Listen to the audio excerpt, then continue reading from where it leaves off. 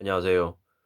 40대, 50대 중년 남성들을 덮친 고독사 5년간 2,700명이 넘는다고 합니다.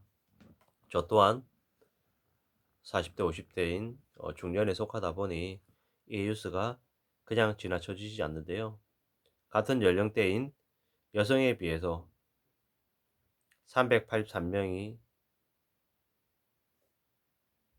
383명인 같은 연령대의 여성에 비해서는 7배나 많은 수준이라고 합니다. 중장년 남성들의 경우에 가족 해체 과정에서 고립되는 경우가 많아서 고독사 비율이 높다고 합니다. 이들이 도움을 요청하기 전에 취업 지원, 정신건강치료 지원 등 지원 시스템이 종합적으로 필요하다라고 얘기를 하네요. 예. 사람은 누구나 다 죽는데 돈이 많을 수도 있고 적을 수도 있고 많이 배울 수도 있고 적게 배울 수도 있는데 죽는다라는 건 그 죽음 앞에서는 누구나 다 평등하지 않나라고 생각을 했는데 요즘 드는 생각은 되려 죽음조차도 평등하지 않는 것 같다라는 생각이 들죠. OECD 국가 중에서 한국의 자살률은 1위입니다. 노인 자살률과 빈곤율도 1위라고 합니다. 안 좋은 것만 다 1위인 것 같습니다. 매년 고독사, 무연고사가 증가하고 있는데 고독사는 사망 시점에 혼자 죽는 거고 무연고사는 장례 시점에 시신을 받을 사람이 없는 겁니다.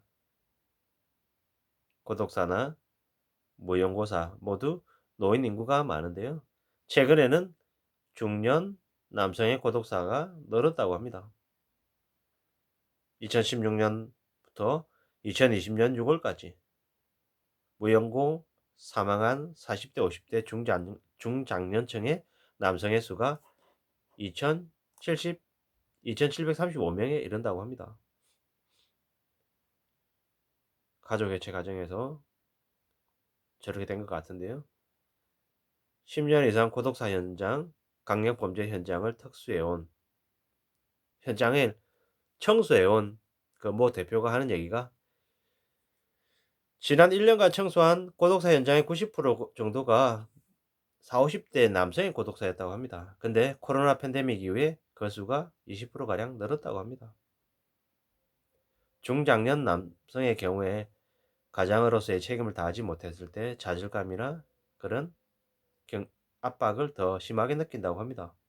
근데 그런 상황에서 경제적인 어려움과 질병이 겹치면 자살 등의 고독사가 발생한다고 하는데요. 예, 좀 안타깝고 쓸쓸한 죽음이죠. 저도 많이 두렵죠. 저도 가장이기 때문에 외벌이 가장이기 때문에 더욱더 그런 우려나 두려움, 염려가 많이 있습니다.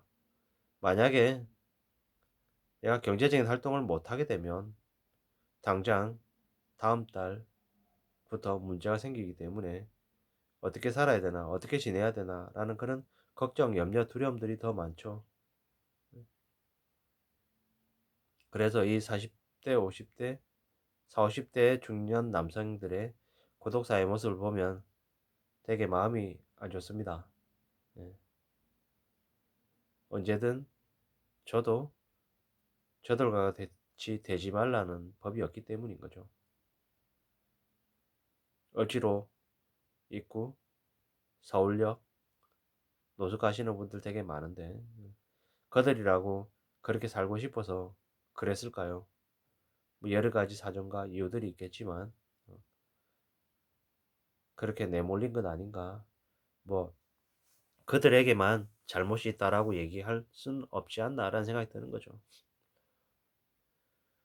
지금의 시대에 40대, 50대의 주요 직장에서 밀려나고 나면 다시 재취직하기도 어렵고 정부의 각종 지원이나 관심이 대상이 20대, 30대 청년 그리고 60대, 70대의 노년층 쪽에 많이 집중이 되어 있다 보니 상대적으로 40, 50대들이 소외받고 있는 것도 사실인 것 같습니다. 예. 겨우겨우 살아가는 애들이 많은데 상대적으로 40대, 50대들에 대한 그런 지원이나 관심들이 좀 덜한 것 같다라는 거죠.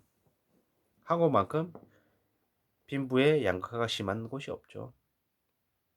오징어 게임이나 기생충이 되게 인기를 많이 끈 작품들인데, 또 다르게 봤을 때는 되게 경제적인 불평등이 심한 곳이 아닌가라는 생각들도 이제 들죠. 예.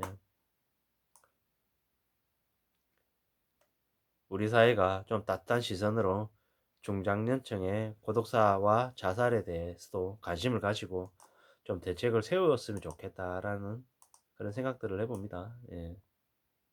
그래야 되지 않을까. 그럴 수 있으면 좋겠다. 이런 생각들도 해봅니다. 예. 고립 감성에 생을 마감하고 있다는 그 40, 50대들의 고독사 이야기를 들으면 마음이 안 좋죠.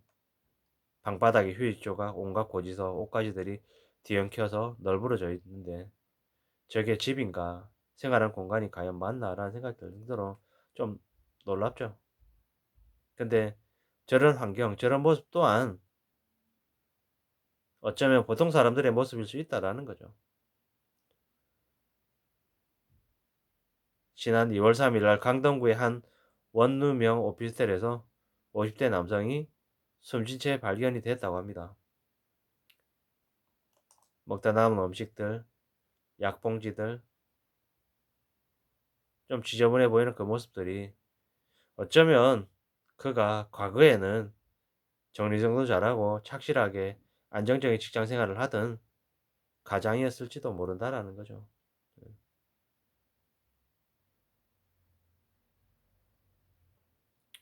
일주일에 3번씩 혈액투석을 받고 병원에 가야 됐고 했던 그라고 하는데,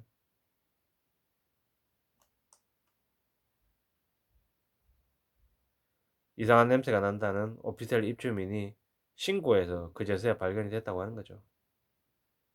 이혼하고 산지 꽤 오래가 됐었다라는 거죠. 근데 이러한 고독사가 너무 빠르게 늘어나고 있지 않냐라는 생각이 이제 드는 거죠. 좀 안타깝기도 하고 좀 염려스럽기도 하고, 뭐지? 어떻게 살아야 되지? 뭐 이런 여러 가지 생각들을 이제 많이 합니다.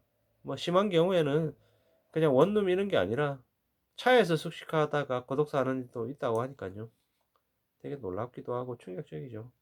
집이 없이 사우나나 자동차에서 숙식하던 50대 남성이 뭐 차 안에서 숨지게 발견된 그런 뉴스들도 나옵니다. 더울 때는 차문 다 열어놓고 발을 바깥으로 뻗어놓고 자기도 하고,